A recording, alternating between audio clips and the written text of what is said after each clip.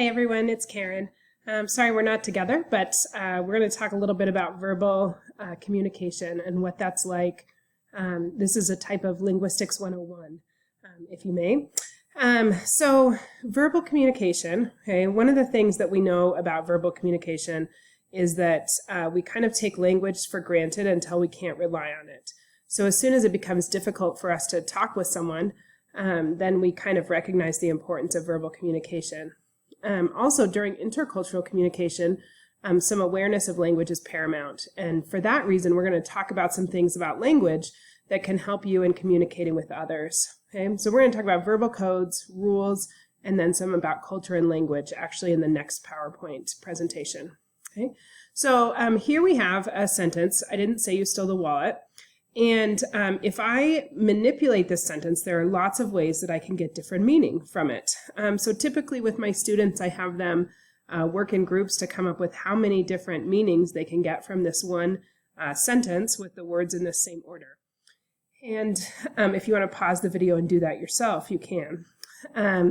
So let me tell you the types of things that we can get. So if I give emphasis or stress to different words, then I can change the way that the sentence means, or the way that it reads. So something like, I didn't say you stole the wallet, means that I think someone else might have said it, but it wasn't me, right? I can say something like, I didn't say you stole the wallet, meaning that I said someone stole the wallet, but maybe it wasn't you. Okay? I didn't say you stole the wallet, meaning that I said you stole something or thought you stole something, but I didn't say it was a wallet that you stole. So as I move the stress around on these different words, I can get different meanings. I can even change the whole thing in the same order to a question by using question intonation. Something like, I didn't say you stole the wallet, meaning like someone would have accused me of saying that they said they stole the wallet, and then, or accused me of not saying that they stole the wallet, and then I was questioning that. So just intonation and stress can change that in English, and that's the way we can change word meaning in English without changing the words. Different languages have different strategies. Okay? So as we talk about verbal codes, we're talking about words, and we're talking about oral and written messages. So of course, can you imagine growing up somewhere where you didn't have any sort of written form and all you focused on was oral language? There are lots of languages in the world where that is the case, where there's no written form. So when you're learning a language, you can't say, oh, just write it down and show me how it's spelled. That's just not the way that language works there. Okay? So these are 5 subjects that we're going to talk about. Like I said, kind of a Linguistics 101. Phonology, Morphology, Semantics, Syntax, and Pragmatics. And these 5 things together help us know a lot more about our language. So let's start with phonology. So phone means sound. So phonology is the study of sounds. The basic sound units of a language are called phonemes. And in English, we have around 45 phonemes. Notice that we have fewer letters of the alphabet. That's why some of our letters of the alphabet make more than one sound. Okay, some languages have as few as 15, and others have as many as 85 phonemes in their language. So for example, Chinese tones create a whole bunch of phonemic distinctions, the same way I use stress and intonation to change things. Chinese tones on words can give a bunch of other distinctions. If I spoke Chinese, I'd totally show you. I often have a student that can give us an example. I'll see if I can find a video for you to see what that sounds like. Phonology also gives us these rules that are inside of our brains. So inside of our brain, we have this sort of set of rules for our language that pertain to the sound system. So for example, in English, we never have the letters N and D at the beginning of a word.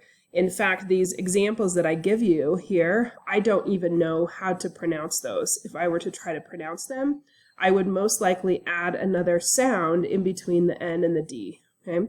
But in other languages, it's totally common to start sounds with those words. So at the bottom here, these words, spaff, blig, sap, and libg, you likely have an intuition as an English speaker of which of those words are possible English words and which ones are not. Okay? So most of us should have an intuition that the first 2 are possible and the last 2 are not. That happens because in our brain we have this idea of what sounds we can combine together and what sounds we cannot combine together. So the possible ones is because we have other blends of sounds that are like that, and the impossible ones are we pretty much have no example of words that fall under those. Okay, so the second item is morphology. Morphology is the study of meaning, the small units of meaning in a language. Okay, so we have a bunch of morphemes that exist on words, and we have a bunch of free morphemes that can stand by themselves, things like house, dog, piece, and then we have a number of bound morphemes that have to be combined with something else. So all languages have some sort of morphology going on. English, we use quite a bit of morphology. English is a Germanic language, and in German you can combine morphemes to make really, really long words. Okay, lots of words consist of more than one morpheme. So words like, when I was a little girl, this was the longest word, thought to be the longest word in the English language at the time, anti-disestablishmentarianism. And I've marked the different morphemes on the word so that you can see how the morphemes, by adding the morpheme, we change the meaning. So if I were to give you some examples, in English, we have a morpheme ER that changes something from being the verb to the person who does that thing. So we can go from teach to teacher, bake to baker, work to worker. And as we add that ER, that's sort of the meaning it has with it. We also have meanings like the S in English, which can add plural, or it can add possessive. So like Karens would be possessive, which would be the S marker in writing, but it's actually a Z sound. We have the plural markers in English, something like box and boxes. So that one has an is sound in terms of the phonology, but the morphology looks like an ES. Okay, we have dogs, cats, okay, with the S sound and the Z sound. And our phonology rules actually tell us how we should make those things sound when we add them to another morpheme. So when we add one morpheme to another, there are some phonological rules, again, in our brain that tell us how we should do that. Okay? So, and morphemes can have multiple meanings. So in English, it just said that ER means the person who does something, but it also can be more of an adjective. So something like tall and taller, the even though it looks the same in both words, baker and taller, it has two different meanings. Okay. So in Chinese, the example I usually use is the word ma, which has 4 or 5 different meanings, and it has different intonations. When you pronounce those things differently, when you do the different tones, then it actually means something different. Okay, so for morphology, if we look at our rules in our brain and we look at something like this, so we have baker or bake, our brain should give us an intuition of which way is possible and which way is not possible for adding the morphemes. So our language has rules for how we add those morphemes. Okay? And then something like nicely and bookly. What's interesting about our rules is that when you hear something enough, the way that we learn language is as you hear it more, then you become accustomed to it, and it becomes part of what we call your mental grammar, or those rules that are inside your head. So if I use the term bookly and talk about it enough, I can actually probably make it part of your mental grammar.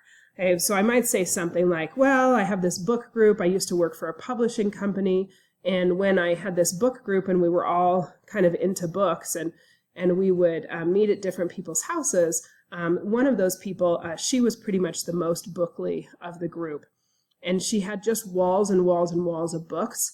And if I were to describe someone who's bookly, she's the first person who comes to mind. But I don't feel like I'm quite as bookly as she is.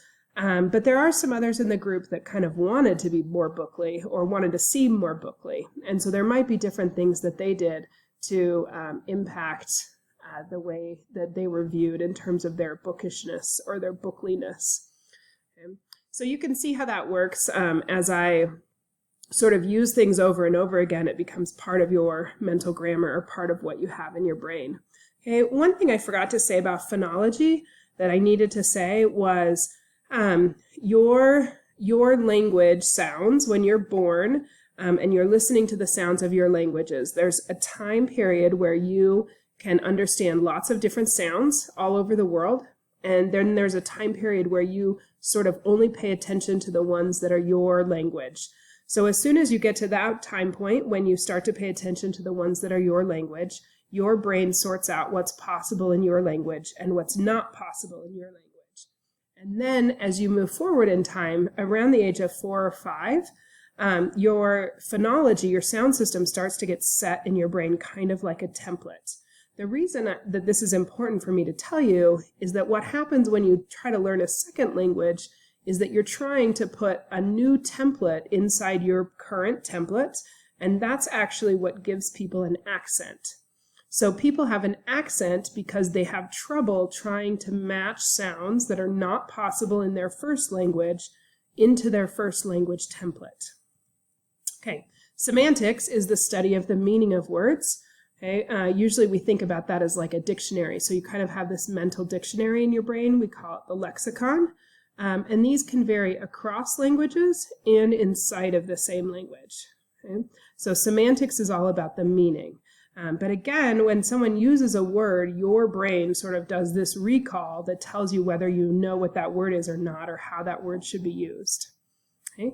Syntax is the relation of words to one another. We generally think of this as word order. So in English, we are a subject, verb, object, word order language. We know what the actor of the sentence is because it always comes first. And we know what the object or the receiver of the action is because it always comes second or after the verb. In other languages, they can vary the syntactic structure to where they either have SOV, so subject, object, verb, or verb, object, subject, or even in some languages they have what's called free word order, which means word order is not important to determining the meaning of the sentence. Okay?